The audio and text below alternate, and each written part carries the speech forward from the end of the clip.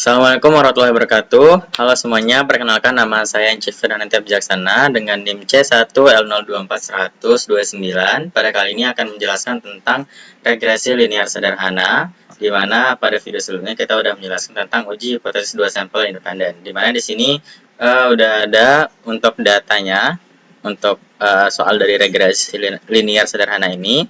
Di sini juga udah ada contoh study case atau soalnya, di mana seorang pengusaha bernama Andrianto ingin meneliti tentang pengaruh dari biaya promosi terhadap volume penjualan pada perusahaan minyak wangi. Dan di sini udah ditentukan bahwa variabel dependen atau variabel terikatnya yaitu adalah Y, di mana Y itu adalah volume penjualan.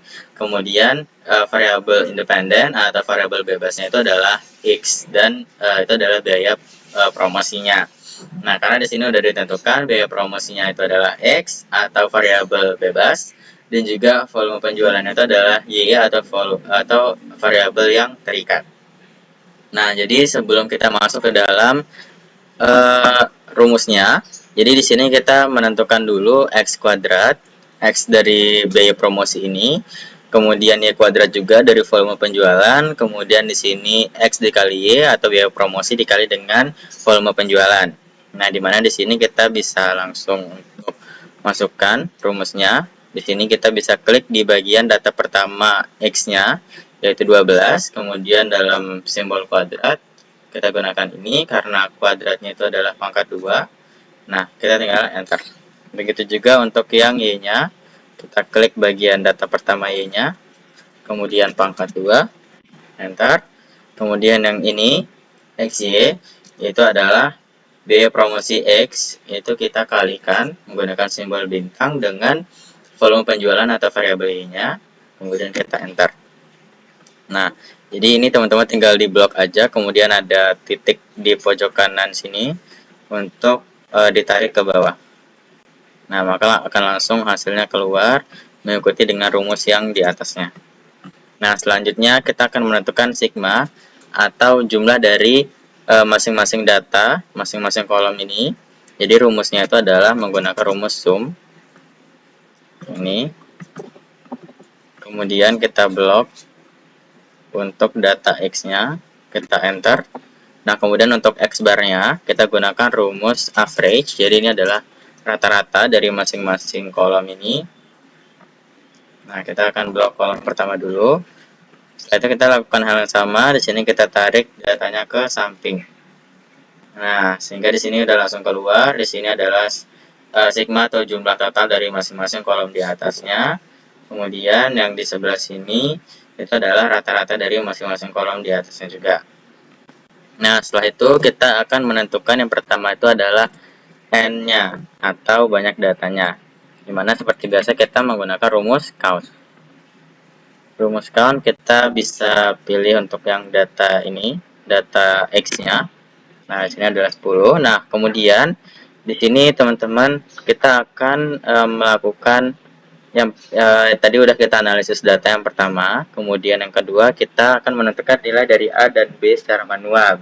Tentunya nanti kita akan gunakan secara otomatis juga, tapi di sini kita akan mulai dengan yang manual. Nah, di mana untuk mencari A, itu kita harus mencari B-nya terlebih dahulu.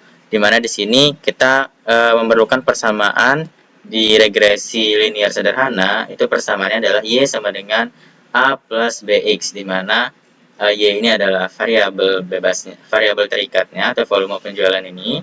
Kemudian A di sini adalah konstanta, kemudian B ini adalah koefisien dari X atau koefisien dari biaya promosi ini dari variabel X. Nah, kemudian untuk mencari A-nya kita harus mencari B-nya terlebih dahulu.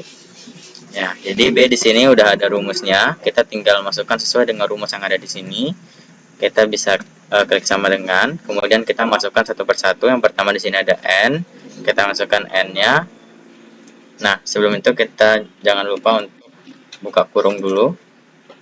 Nah, kita masukkan nilai N, kemudian ini dikali dengan sigma XI dikali YI. Nah, ini adalah maksudnya sigma dari X1, di sini kan X dan Y-nya hanya ada satu ya. Jadi di sini jika kita persingkat menjadi sigma dari X dikali Y, di mana sigma X dikali Y ada di sini, di kolom X kali Y. Nah, jadi sigmanya ada di sebelah sini.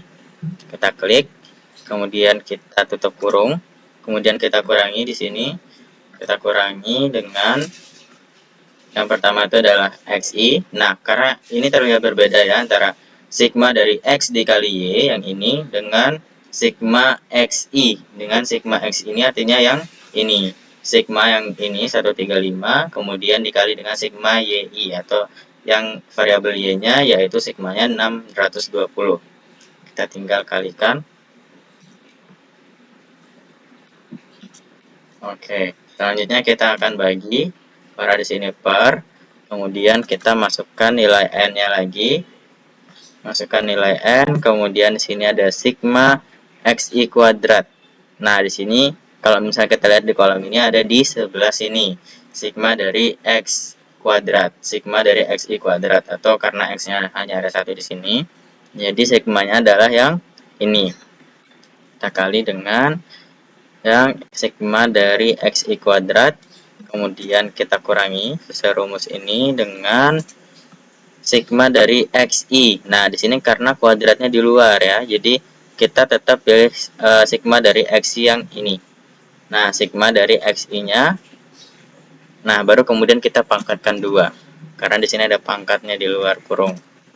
Oke, kita tinggal enter. Nah, maka ketemu hasilnya untuk B adalah 1,23 dan seterusnya. Nah, selanjutnya kita akan mencoba untuk mencari A-nya. Nah, di mana di sini kita bisa kembali ke persamaannya, di mana di sini persamaannya itu adalah Y sama dengan A plus BX. Nah, di mana di sini kita bisa pindah ruasnya, karena yang B-nya kita sudah tahu, kita akan mencari tahu yang A-nya, sehingga karena kita ingin mencari tahu yang A, kita pindah ruas ke sebelah kiri, kemudian Y-nya kita pindah ke sebelah kanan. Nah, sehingga nanti untuk persamaannya akan menjadi seperti ini. Nah, jadi karena tadi ini seperti pindah ruas, maka di sini ada posisi positif, itu akan berubah menjadi posisi negatif. Nah, karena Y-nya juga dipindah tadi, yang Y-nya dipindah dari ruas kiri ke kanan, nah maka dia akan menjadi seperti ini persamaannya. Nah, sekarang untuk mencari A-nya kita tinggal masukkan persamaan yang ini. Nah, dimana untuk Y-nya ini, Y bar, yaitu Y rata-ratanya, kita bisa lihat di sini Y rata-ratanya adalah yang ini, bagian 62, kemudian dikurangi dengan B dikali X bar. Nah, dimana B-nya ini kita udah temukan tadi 1,23, kita masukkan, kemudian dikali dengan X bar-nya, X bar yaitu yang ini, X rata-ratanya 13,5, kemudian kita enter. Nah, semua hasilnya untuk A adalah 45,28. Nah, di sini kita sebenarnya sudah bisa menentukan persamaan dari Y-nya yang tadi, di mana Y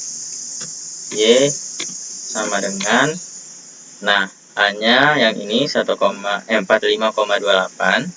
45,2857 sekian ya, 57 sekian, kemudian ditambah dengan BX, di mana B-nya di sini 1,238, 238,0 sekian. Nah, kemudian sini adalah X, di mana sesuai dengan persamaannya di atas ya. Jadi nanti kita akan mencoba menduga dengan memasukkan nilai input dari X ini untuk mencari tahu nilai Y-nya. Jadi di sini secara istilahnya adalah kita akan mencoba menduga biaya promosinya ini berapa.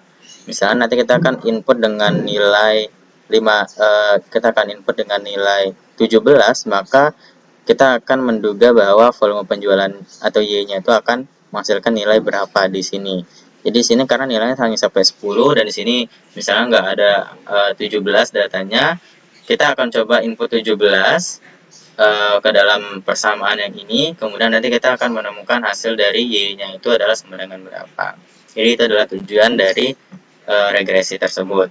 Nah, sekarang kita udah mencoba yang secara manualnya untuk menemukan hasil dari Y-nya ini. Nah, sekarang kita akan coba secara otomatis menggunakan data analysis, dimana di sini teman-teman bisa pilih yang bagian regression, yang ini regression, kemudian oke. Nah, untuk Y range-nya seperti biasa kita akan blok dari volume penjualan karena Y-nya, kemudian X range dari biaya promosi dan dicentang label. Nah, untuk confidence level di sini karena di sini nggak disebutkan, dia itu biasanya otomatis confidence levelnya itu 95% atau 0,05. Nah, jadi di sini kita nggak perlu centang. Kemudian kita masukkan output range-nya di sini. Enter. Nah, di sini udah keluar summary output dari yang otomatisnya. Nah, di sini kita bisa lihat bagian ini. Ini boleh dibesarin sedikit. Nah, jadi di multiple R. Nah, di bagian multiple R ini adalah nilai dari korelasinya. Di sini kita tuliskan di sini aja. Oke. Kita merge dulu, kemudian di tengah. Nah, jadi untuk multiple R itu adalah nilai korelasi atau hubungan antara variabel X dan juga Y. Variabel X dan Y itu sebesar 0, yang ini, yang multiple R-nya 0,44 atau 44%. Nah, jadi kategori 0,44 atau 44% ini termasuk ke dalam kategori rendah, sedang, sorry. Nah, dimana kita tahu apakah dia kategorinya sedang, tinggi atau kuat dan sebagainya. Nah, kita bisa lihat di sini nilai R dan interrotasinya. Nah, di sini dimana nilai dari 0,40 sampai 0,59 itu adalah sedang. Jadi, untuk nilai 0,44 atau 44% itu masuk ke dalam kategori sedang. Oke, nah selanjutnya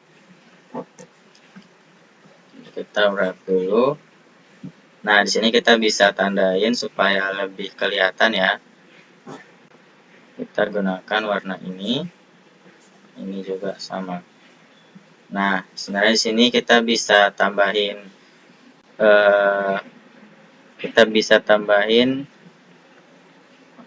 untuk panah di sini. Nah, untuk kita masukin panahnya, kita bisa menggunakan yang namanya shapes yang ini. Ini ada panah, kemudian kita taruh di sini aja.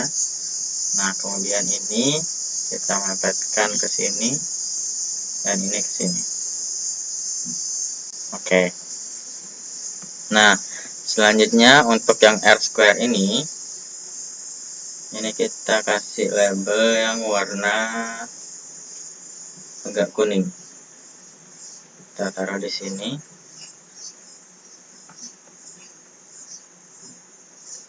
Oke. Nah, di mana untuk R square ini itu adalah nilai koefisien determinasi. Di mana di sini sebesar 0,2011 sekian. Nah, atau ini tuh kita bisa bilang bahwa dia itu atau 20%, sekitar 20%, sehingga variabel X-nya itu, variabel X itu hanya dapat mempengaruhi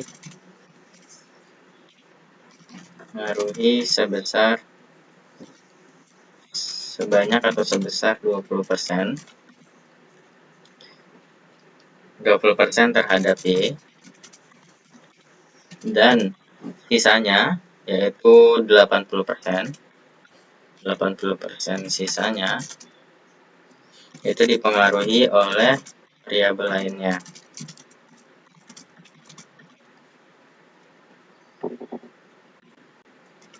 Oke. Nah, jadi teman-teman, maksud dari nilai koefisien determinasi ini adalah maksudnya itu adalah seberapa besar nilai dari variabel x-nya itu mempengaruhi dari variabel terikat atau y-nya. Jadi karena di sini ditemukan bahwa dia itu sebesar 20%, artinya variabel x yang biaya promosi ini hanya mempengaruhi 20% terhadap volume penjualan. Nah, sehingga di sini ada 80% sisanya, yaitu variabel lainnya yang kemungkinan mempengaruhi dari variabel y-nya ini atau variabel bebasnya. Nah, jadi di sini kita bisa lihat bahwa dia kurang dari 50%. Jadi variabel x ini hanya berpartisipasi atau berkontribusi sebanyak 20% terhadap variabel y-nya. Nah, kemudian di sini kita bisa lihat, nah di sini kita akan mencari T hitung dan juga T tabelnya. Nah, kita akan menggunakan asumsi, tapi sebelum itu di sini adalah T hitungnya.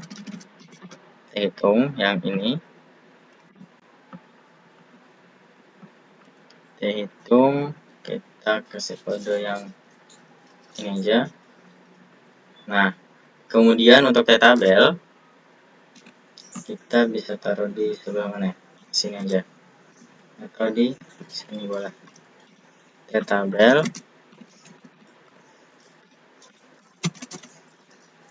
Nah, untuk T tabelnya kita harus butuh DF atau derajat bebas, di mana derajat bebas itu diperoleh dari nilai N min K min 1. NK min 1. Nah, koma alfa. Nah, jadi kita bisa langsung masukin tadi nilai N-nya itu adalah 10 ya. Di sini nilai N itu adalah 10. Kemudian K ini dikurangi dengan K. K ini adalah jumlah dari variabelnya, di mana di sini ada dua variabel, sehingga 10 dikurangi 2. Kemudian dikurangi 1. Oke. Nah, jadi untuk DF-nya itu adalah 7. Nah, jadi di sini kita tinggal mencari di tabel T, yaitu antara 7 dan juga 0,05. 7 dan juga 0,05. Nah, karena di sini nggak disebutkan untuk alfanya, jadi yang biasa digunakan secara otomatis itu adalah confidence levelnya 95% atau 5% atau 0,05. Nah, sehingga nanti di sini di tabel T akan muncul hasil dari T tabelnya, yaitu 1,8945. Ini adalah nilai dari T tabelnya. Kita kasih warna ini. Oke, nah sekarang kita akan membuat asumsinya. Asumsi. Kita akan kembali menggunakan H0 dan juga H1. Di mana H0 ini adalah T tabel. T tabel itu lebih hitung itu lebih kecil daripada T tabel, atau P value lebih besar daripada alfa, maka di sini, atau kita bikin satu ini aja, maka karena H0 berarti dia tidak mempengaruhi, maksudnya adalah variabel X-nya itu tidak mempengaruhi variabel Y-nya secara signifikan atau secara parsial. Nah, sedangkan H1 itu kebalikannya, T hitungnya itu lebih besar daripada T tabel, atau P value itu lebih kecil daripada alfa. Nah, maka variabel mempengaruhi secara signifikan. Nah, sekarang kita bikin kesimpulannya di sini.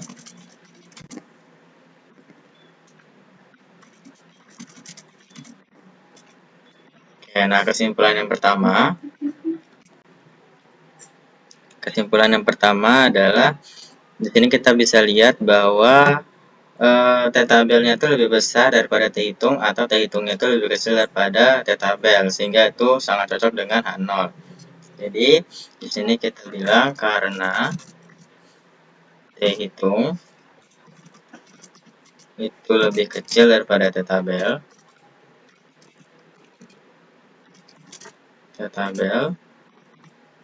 maka variabel X atau biaya promosi tidak mempengaruhi variabel Y atau volume penjualan secara signifikan atau parsial. Oke, nah kemudian kesimpulan yang kedua itu adalah nilai dari konstanta A. Nah, tadi ini kita udah ketemu yang ini 45 ini adalah bagian dari A yang ini. Kalau misalnya secara otomatis kita bisa ubah warnanya biar lebih kelihatan. Kita pakai warna ini aja. Ini juga warna biru. Nah, kemudian yang B-nya itu adalah yang biaya promosinya. Kita pakai warna ini aja. Ini ya. Nah, jadi nilai konstanta A, kita bisa lihat kembali di persamaannya. Nilai dari konstanta A, yaitu yang ini 45,2857 sekian. Nilai konstanta A yaitu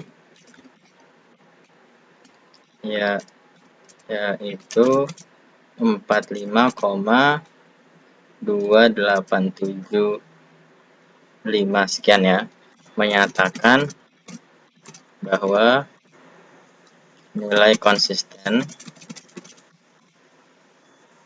variabel partisipasinya sebesar 45,2857. Nah, kemudian yang terakhir bahwa nilai koefisien regresi X-nya sebesar, atau ini nilai B-nya ya, 1,238, menyatakan bahwa setiap penambahan 1%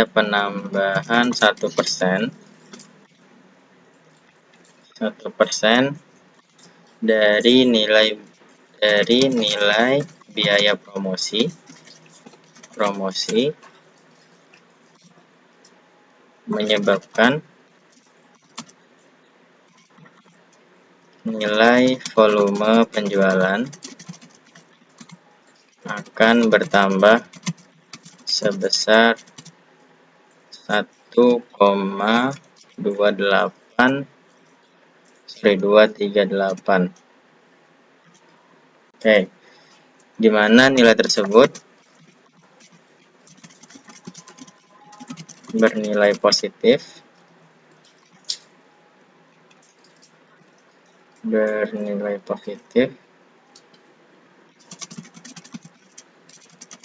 sehingga berbanding lurus dengan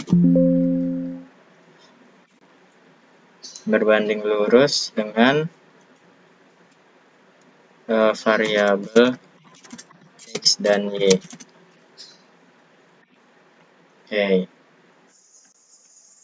Oke, nah selanjutnya kita akan membuat kurvanya, dimana kita bisa ke insert, kemudian sini ada scatter.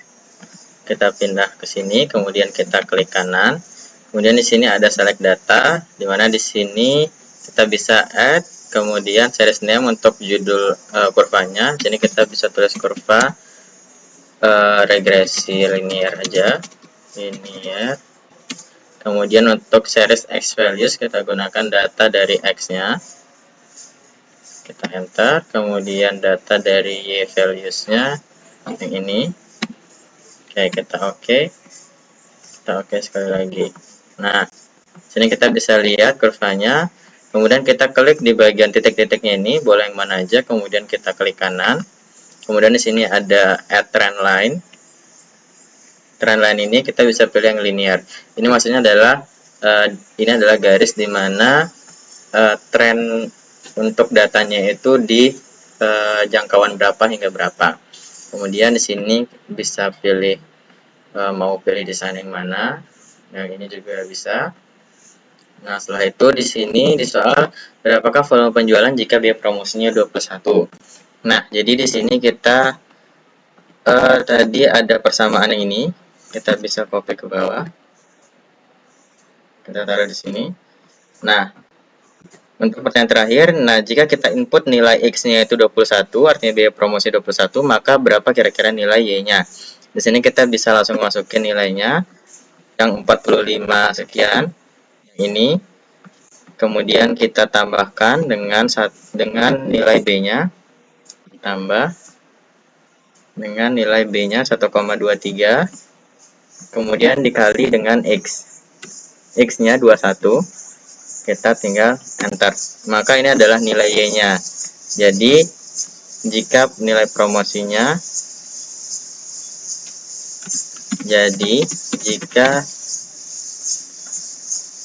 jika biaya promosi berjumlah 21, maka perkiraan volume penjualannya adalah 71. Nah, seperti itu. Jadi di sini kita bisa menentukan jika dia 21 nilai X-nya, maka perkiraan volume penjualannya adalah sebesar 71. Nah, di sini kita bisa lihat, di sini kan nggak ada 21, jadi jika biaya promosi 21 di sini, maka kita bisa menduga bahwa di volume penjualan ini sebesar 71. Nah, itu untuk yang regresi linear yang sederhana. Selanjutnya kita akan mencoba untuk yang regresi linear yang berganda. Oke, baik teman-teman semua. Jadi sekarang kita akan lanjut ke regresi linear berganda. Nah, di sini udah ada contoh untuk datanya, di mana di sini ada data dari responden, yaitu promosi, harga, dan keputusan konsumen. Di sini juga udah ada soalnya. Seorang manajer pemasaran deterjen merek dahsyat itu ingin mengetahui apakah promosi dan harga itu berpengaruh terhadap keputusan konsumen dalam membeli produk tersebut. Nah, jadi apa yang akan kita lakukan di sini? Yang pertama, kita akan menganalisis data di atas, kemudian kita akan menentukan nilai dari A dan B secara manual. Kita lakukan data analisis, terus analisis setiap tabel, kemudian kesimpulan masing-masing, nilai persamaan, kesimpulan, dan kita akan menentukan pendugaan jika keputusan konsumen itu nilai promosi berjumlah 11 dan juga nilai harganya 3. Oke, jadi sekarang sebelum masuk kita akan menentukan X1 kuadrat, X2 kuadrat, Y kuadrat, dan seterusnya. Nah, jadi perlu diingat dalam konsep linear berganda itu sedikit berbeda dengan yang sederhana, karena di regresi yang sederhana itu variabel bebasnya itu hanya satu, ya X-nya itu hanya satu. Sedangkan di berganda itu variabel bebasnya itu ada dua, dimana di sini sepertinya di soal sini udah sempat disebutkan juga bahwa promosi dan harga itu yang mempengaruhi keputusan konsumen. Jadi dari situ kita bisa tahu bahwa keputusan konsumen yang dipengaruhi, sehingga keputusan ini adalah variabel terikat atau yang dipengaruhi oleh variabel bebas, yaitu promosi atau X1 dan harga atau X2. Nah, jadi kita akan menentukan yang pertama itu adalah X1. Di sini kita langsung masukkan nilai X1 kuadratnya. Di sini kita klik yang data yang pertama, yaitu 10, kemudian kita kuadratkan 2, kemudian kita enter. Begitu juga untuk yang X2, kita kuadratkan, Untuk Y2 juga, Y kuadrat maksudnya. Nah, kemudian di sini ada X1-nya. X1 dikali dengan Y. Dikali dengan Y. Kemudian di sini ada X2 dikali dengan Y. Kemudian yang terakhir ini ada X1 dikali dengan X2. Jadi ini tinggal diseret ke bawah, dan ini akan menjadi bahan kita untuk menghitung rumus dari persamaannya nanti. Nah, untuk sigma kita gunakan rumus sum. Kita blok dari atas, kita enter. Kemudian untuk X bar yaitu average atau rata-rata dari datanya, enter. Kemudian ini tinggal diseret. Oke. Nah, selanjutnya kita akan menentukan n-nya atau jumlah datanya. Di sini kita bisa gunakan rumus count. Seperti biasa, kita bisa ambil yang ini aja. Sorry. Kita bisa ambil yang sebelah sini aja. Oke. Nah, di sini tingkat kepercayaannya biasanya yang digunakan itu adalah 95% atau 0,05. 5% atau 0,05. Nah, kemudian variabel bebasnya tadi yaitu X1 dan X2 yaitu promosi dan harga.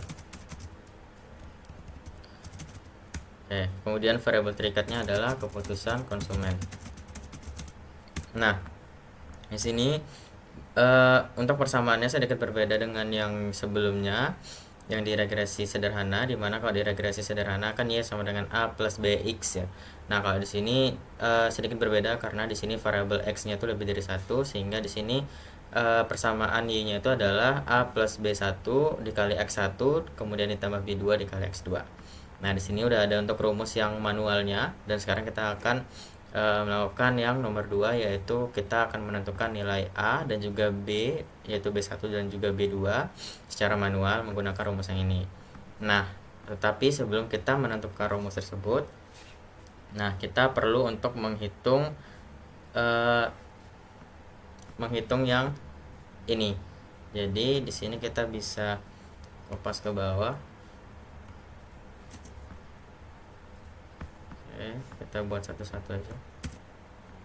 Nah, jadi X1 nya itu kita bisa ambil dari, nah di sini teman-teman bisa lihat di sini kan di B1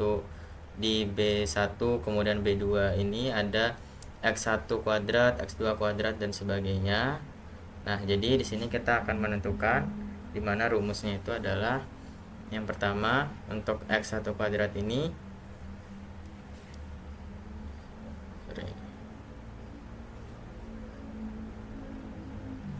Nah, untuk X1 kuadrat di sini kita bisa ketik rumusnya.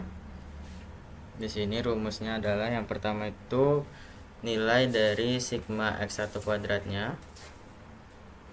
Sigma dari nilai X1 kuadratnya, kemudian setelah itu kita akan kurangi dengan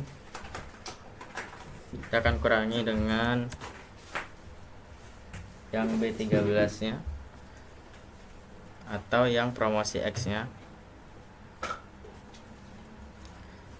Nah, setelah itu kita kuadratkan dengan 2, kemudian dibagi dengan n nya.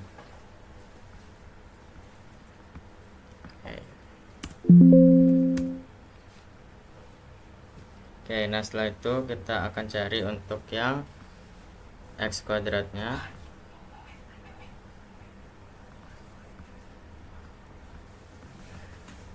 Nah, ini kita bisa Ctrl C yang ini aja. sorry.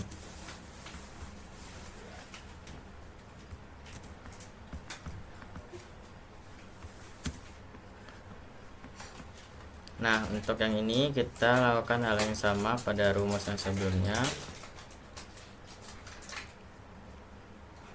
Oke, yang pertama di sini kita ketik sama dengan, kemudian kita klik sigma dari yang X2 kuadratnya,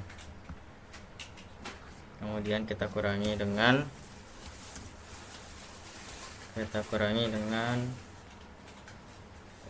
X2 nya, sigma dari X2 nya,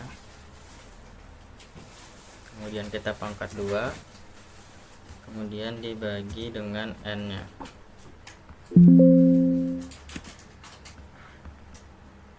Kemudian kita bagi dengan N. Oke, nah setelah itu di sini kita akan menentukan Y2 nya.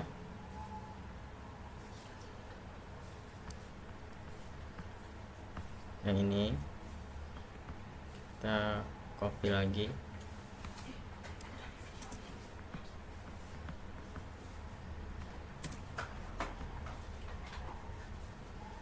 Oke. Nah, untuk rumus yang Y kuadrat ini caranya juga sama dengan sebelumnya. Ini kita kurangi dengan bagian yang ini, sigma 170, kemudian dipangkat 2, kemudian dibagi dengan N. Oke, nah selanjutnya itu adalah yang X1 dikali Y.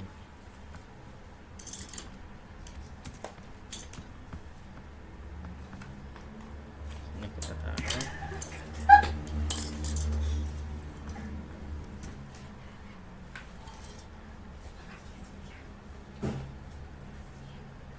Oke, nah untuk yang ini caranya juga sama dengan yang sebelumnya. Kita klik yang bagian ini, kemudian kita kurangi dengan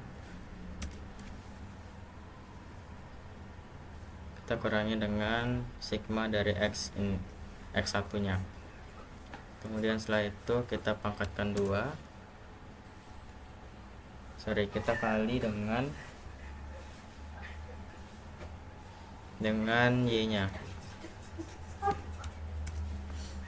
Kita kali dengan Y, kemudian setelah itu kita bagi dengan N nya.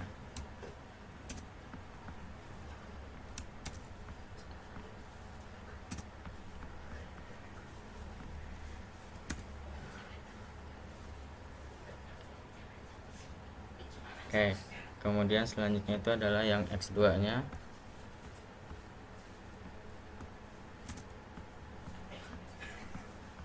Di sini kita bisa taruh dulu semuanya sama ini juga.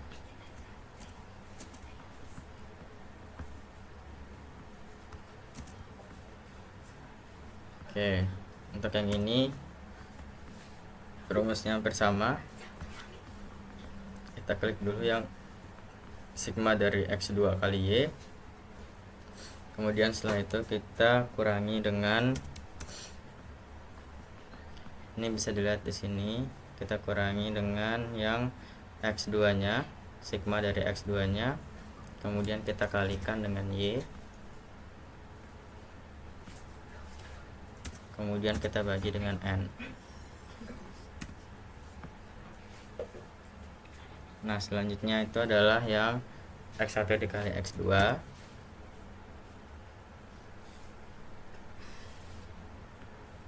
Oke, di sini kita klik yang di sebelah sini 267, sigma dari X1 dikali X2, kemudian dikurangi dengan yang X1 dikali sigma dari X1 dikali dengan sigma X2. Kemudian kita bagi dengan N. Oke. Nah, setelah itu kita akan menentukan nilai dari A, B1 dan juga B2. Di sini kita tinggal masukkan nilai-nilai yang ada di sini ke dalam rumusnya. Ya, jadi untuk yang pertama yaitu kita bisa tentukan dari B1-nya terlebih dahulu, karena di yang A ini di sini kan kita membutuhkan B1 dan juga B2 terlebih dahulu. Jadi kita akan mencari B1 dan B2-nya terlebih dahulu sebelum kita menentukan A-nya. Ini B1, kemudian ini B2. Oke. Nah, B2-nya kita bisa lihat di sini.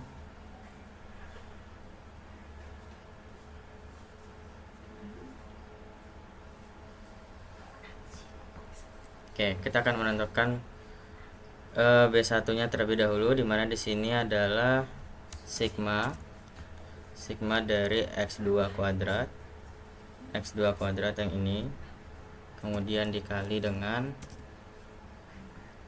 yang X1 dikali Y yang ini, kemudian kita tutup kurung, dikurangi dengan yang ini, sigma dari X2 dikali Y, kemudian dikali dengan sigma X1 dikali X2 yang ini. Kita tutup kurung, kemudian sebanyak 2 kali, kemudian kita bagi dengan yang di bawahnya, yaitu di sini ada X1 kuadrat yang ini, kemudian kita kali dengan yang X2 kuadrat, kemudian kita kurangi dengan sigma dari X1, kemudian dikali dengan sigma 2, kemudian dikuadratkan.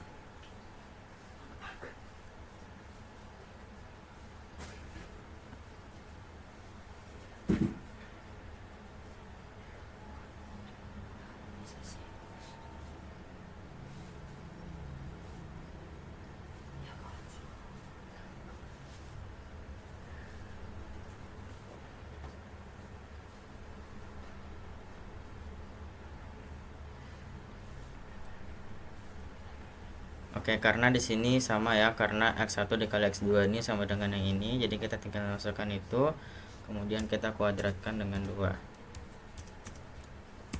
Oke. Nah, setelah kita menentukan dari B1-nya, kita lanjut ke B2-nya. Dimana di sini kita tinggal mengikuti rumus yang ada di sini. Pertama kita masukkan untuk nilai X1 kuadratnya, kemudian dikali dengan X2Y dikali Y, tutup kurung, kemudian dikurangi dengan sigma X1Y dikali dengan sigma X1Y dikali X1 dikali X2, tutup kurung, kemudian dibagi dengan, kita di bawahnya sekarang yang sebelah sini itu ada X1 kuadrat dikali dengan X2 kuadrat, kemudian dikurangi dengan X1 dan X2 kuadrat, kita kuadratkan. Oke. Nah, selanjutnya kita akan menentukan yang A-nya. Oke. Selanjutnya kita akan menentukan yang A. Di sini kita bisa lihat rumusnya. Nah, di sini kan ada sigma Y yaitu 170. Sebelumnya kita beri kurung dulu, sigma Y, kemudian dikurangi dengan yang ini, B1 dikali dengan sigma X1. Kita pilih yang B1-nya tadi yang ini, kemudian dikali dengan sigma dari X1-nya yaitu yang ini. Oke, kemudian setelah itu kita kurangi dengan B2-nya kemudian dikali dengan sigma dari X2 dikali dengan sigma X2 yang ini. Kemudian setelah itu kita tutup kurung,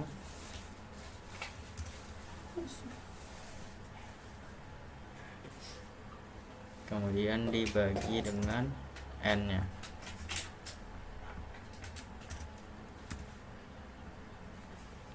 Oke.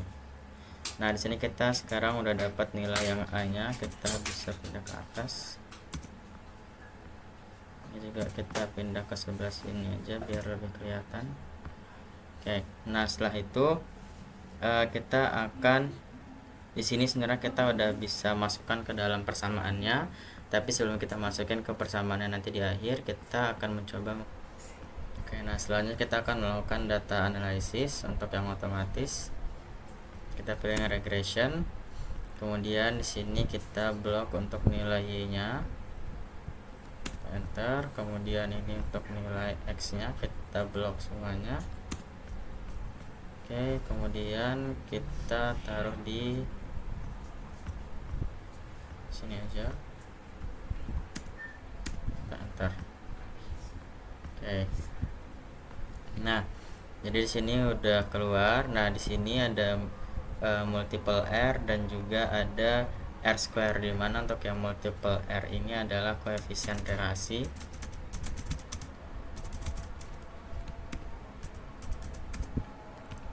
Kemudian yang di bawahnya itu adalah koefisien determinasi.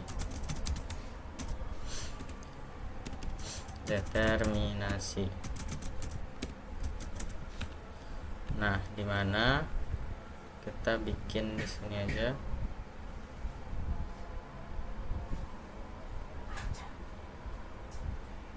Oke, nah nilai dari koefisien atau korelasi, koefisien korelasinya ini, koefisien korelasi antara variabel X dan Y adalah 0,91, yang ini bisa dilihat, atau 91%.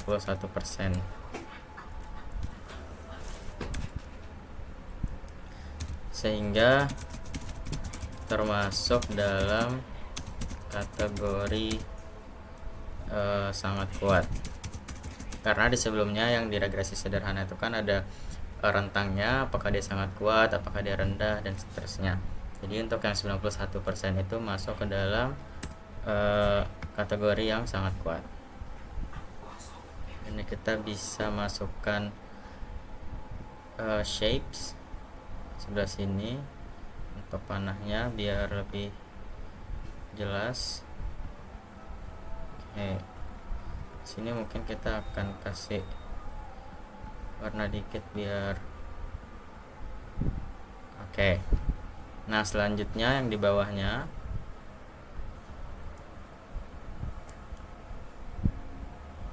ini adalah koefisien determinasi antara variabel X dan Y adalah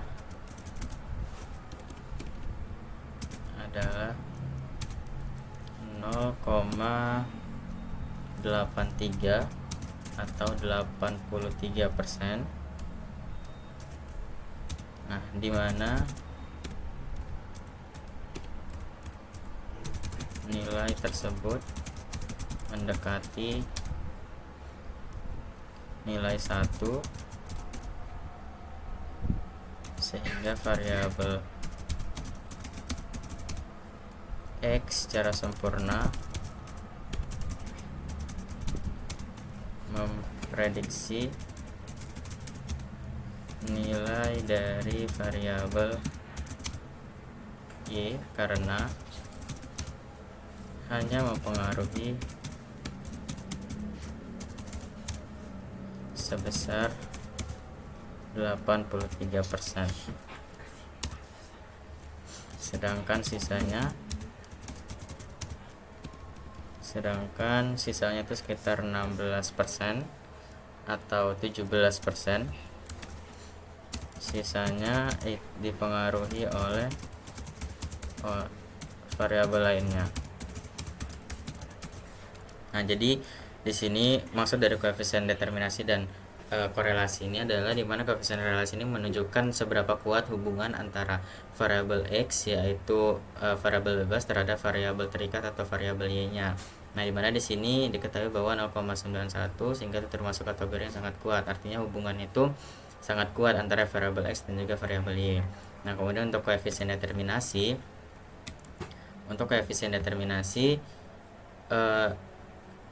itu menunjukkan berapa pengaruh dari berapa persentase pengaruh dari x dan y dari variabel x terhadap y, dimana di sini ada 0,83% atau 0,83 atau kita sebut 83%.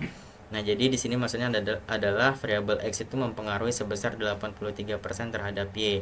Jadi sisanya 17% itu dipengaruhi oleh variabel lainnya yang tidak kita teliti di sini. Jadi kemungkinan bakal ada x3 dan seterusnya yang sisanya untuk 17%. Kemudian sini kita bisa tandain gunakan ini.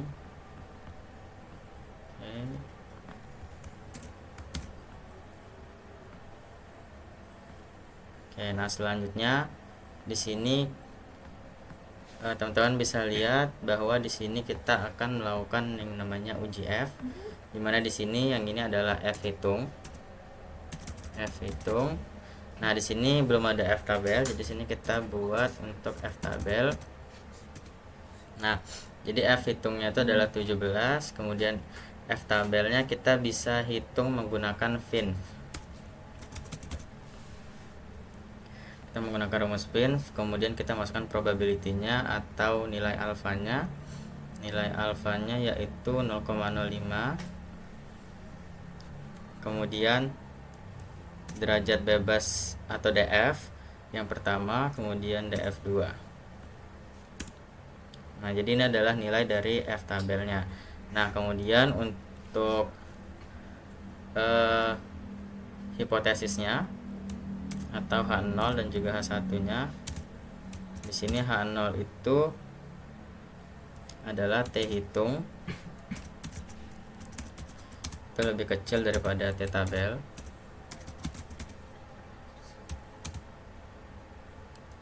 Sehingga tidak mempengaruhi secara simultan.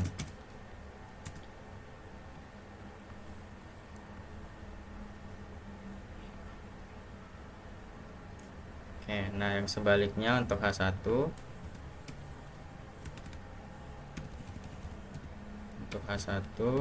T hitungnya itu lebih besar daripada T tabel sehingga dia mempengaruhi secara simultan.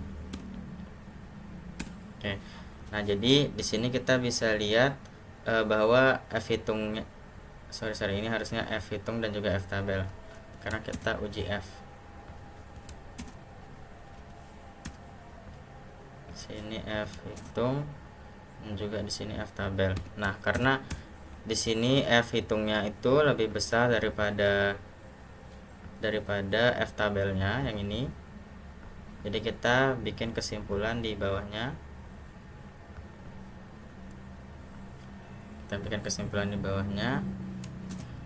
F hitung itu lebih besar daripada F tabel. Maka nah di sini karena dia lebih besar maka H1 yang diterima dan H0 ditolak. Maka H0 ditolak dan H1 diterima, sehingga variabel X X1 dan juga X2 itu mempengaruhi, kita tulis X1 X2 aja, dan X2 mempengaruhi secara simultan terhadap variabel Y. Nah, jadi di sini kenapa kita melakukan uji F? Di sini kita ingin mencari tahu apakah kedua variabel yaitu X1 dan juga X2 itu mempengaruhi secara bersamaan atau tidak kepada variabel Y. Nah, di sini, karena simultan itu artinya dia bersamaan, mempengaruhi secara bersamaan terhadap variabel yang terikat ini. Nah, selain itu kita bisa melakukan untuk uji T-nya untuk mengetahui secara parsialnya apakah keduanya X1 dan X2 ini itu parsial itu artinya setengah, atau dia bisa sendiri, maksudnya tuh sendiri itu dia mempengaruhi secara signifikan. Tapi kalau misalnya dia tidak mempengaruhi secara parsial, artinya dia tuh harus simultan atau harus bersamaan dengan variabel yang berbeda. Nah, di sini udah ada untuk T hitungnya. T hitung dimana di sini adalah yang X1 dan juga di sini ada X2, kemudian nah di sini kita bisa tulis ini adalah X1. Di sini kita bisa lihat di sebelah sini ada A, B1 dan juga B2. Yang ini B1 dan juga ini adalah B2. Oke. Nah, setelah itu konsep uji T-nya itu sama dengan yang F hitung. Kita taruh di sebelah sini aja. Oke. Jadi ini karena kita uji T, jadi kita ubah menjadi T hitung dan juga T tabel. Nah, jangan lupa yang ini kita ubah menjadi parsial. Ini kita ubah menjadi T hitung dan juga T tabel secara parsial. Oke. Nah, setelah itu kemudian kita bisa mencari untuk T tabelnya. Kita taruh T tabelnya di sebelah ini, kita pindah ke bawah dulu. Sini kita akan mencari T tabel. Nah, di T tabel kita membutuhkan yang namanya DF, dimana DF itu N dikurangi K dikurangi 1, dimana K itu adalah jumlah variabelnya. Jadi karena jumlah variabelnya 10, kemudian dikurangi banyak variabelnya, yaitu di sini ada X1, X2 dan juga Y. Jadi kita kurangi dengan 3, kemudian kita kurangi dengan 1. Oke, jadi ini adalah 6. Kemudian untuk di sini kita menggunakan rumus TIN. Oke, kita masukkan probability-nya yaitu 0,05 yang nilai alfanya. Kemudian kita masukkan DF-nya yang tadi 10, yang tadi 6. Kemudian kita enter. Nah, jadi sebenarnya teman-teman bisa mencari secara langsung untuk T tabel di T tabelnya itu pada tabel T dengan mencari titik pertemuan antara alfa dan juga DF-nya yaitu 0,05 dan juga 6, maka di sini akan ketemu hasilnya yaitu 2,44 sekian. Nah, di sini kita akan membuat kesimpulannya, dimana yang pertama untuk yang B1 terlebih dahulu. Untuk yang B1 kita bisa lihat di sini bahwa T hitungnya itu adalah 3,55. Kita pakai yang ini aja. Oke. Dan T tabelnya 2,44. Jadi di sini untuk yang B1-nya T hitungnya lebih besar daripada T tabel. T hitung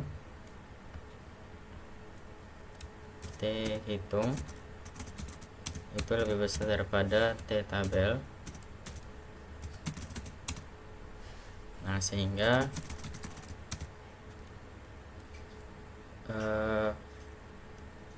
di sini maka H1-nya diterima, H1 diterima sehingga X1 atau B1-nya ini mempengaruhi secara parsial. Oke. Kemudian selanjutnya yaitu B2.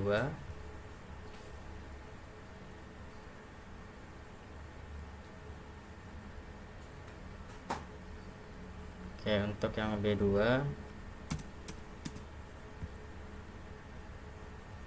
di sini kita lihat B2-nya itu di sini nilainya min 0,45, jadi udah jelas dia kurang dari T tabel. Ini kita lepas yang di sini. Oke. T hitungnya lebih kecil sehingga tidak mempengaruhi. yang X2 nya ya. Oke, nah jadi maksudnya apa yang di sini, jadi maksudnya itu adalah yang X1 itu dia bisa mempengaruhi secara parsial. Artinya ketika kita ubah menjadi sederhana atau kita menggunakan X1 nya aja, itu memberikan pengaruh yang cukup signifikan terhadap nilai Y tanpa menggunakan yang X2. Nah sedangkan untuk yang X2, nah dia itu tidak mempengaruhi secara parsial. Artinya ketika kita hanya menggunakan nilai X-nya X2 saja untuk menduga nilai Y, itu tidak cukup signifikan, artinya tidak akurat karena dia itu tidak secara parsial, artinya dia harus simultan dan harus bersama dengan variabel lainnya. Karena ketika dia parsial atau dia hanya sendiri untuk yang variabel 2 ini, dia tidak mempengaruhi secara parsial, tidak mempengaruhi secara signifikan terhadap variabel Y-nya ini. Jadi hanya sepersekian dari dari variabel dari pengaruh variabelnya yang X2 ini terhadap Y. Jadi kita nggak bisa menggunakan yang X2 ini untuk memprediksi nilai Y-nya secara parsial gitu. Jadi harus simultan dengan yang X1-nya. Nah, setelah itu kita akan membuat kesimpulannya. Sebelum membuat kesimpulan, kita masukkan dulu untuk persamaannya. Di sini ada persamaannya. Kita bisa taruh ke bawah. Oke, jadi Y sama dengan nilai A yang ini itu ditambah dengan, ini kita copy aja, Ctrl C. Nah kemudian, atau ini kita bikin persingkat aja, kemudian kita tambah dengan nilai B1 nya dengan dikali dengan X1 nya. Nah jadi di sini kita masukkan nilai B1 nya yaitu 2,491 X1, karena di sini ada X1, variabel X1 nya, karena nanti kita bakalan ubah X1 nya ini menjadi berapa tuh. Nah di sini teman-teman bisa lihat bahwa untuk B2 nya ini dia negatif.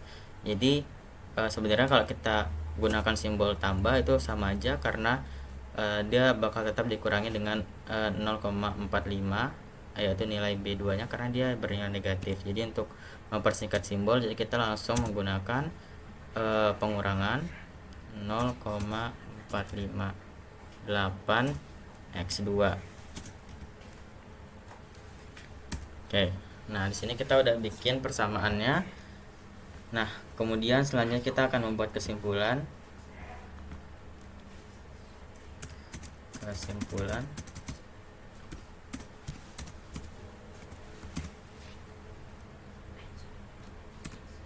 Nah, kesimpulan yang pertama,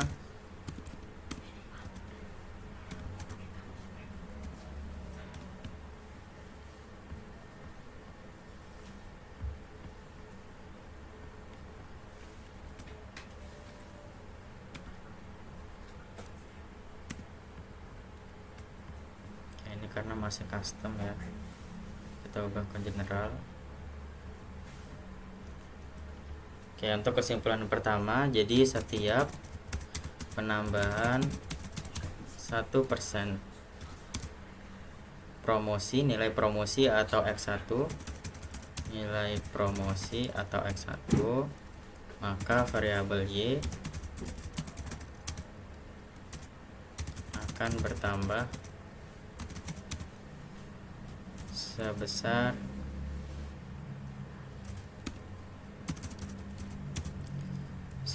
2,49.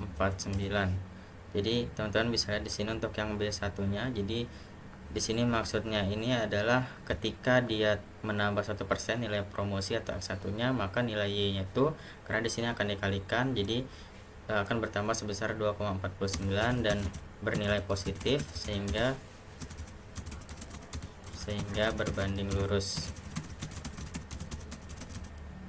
lurus kedua variabelnya. Nah kemudian yang kedua itu adalah nilai dari yang X2 nya, yaitu di sini kita lihat untuk variabel itu adalah nilai harga. atau X2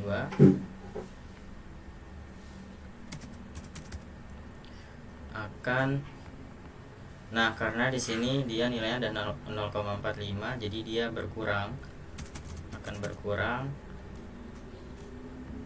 sebesar 0,45 yang ini, karena dia tuh bernilai negatif sehingga dia berbanding terbalik. Oke. Nah, kemudian setelah itu kita akan mencoba di sini pada soal sini untuk study case. Nah, untuk study case-nya di sini berapakah keputusan konsumen jika nilai promosinya itu 11 dan nilai harganya 3. Jadi kita akan menduga di sini karena nggak ada nilai 11 dan juga di sini ada nilai 3, tapi kita menentukan nilai keputusan konsumen itu berapa. Nah, jadi di sini kita menggunakan persamaan yang ini, yaitu sama dengan kita masukkan nilai A-nya, kemudian kita tambah dengan nilai dari yang B1 dikali X, B1 dikali dengan X1 nya. Di sini X1 nya adalah pada soal ada 11, jadi kita kali dengan 11.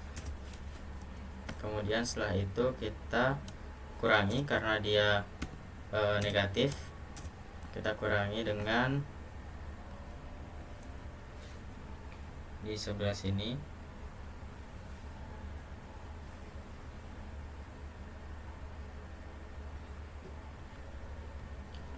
Oke. Yang ini kita kurangi dengan nilai ini, itu dikali dengan nilai dari yang X2 nya. Nilai dari X2 nya yaitu 3. Oke. Nah, jadi nilainya di sini adalah 32. Jadi di sini kita bisa menentukan bahwa keputusan konsumennya itu 32. Seperti itu.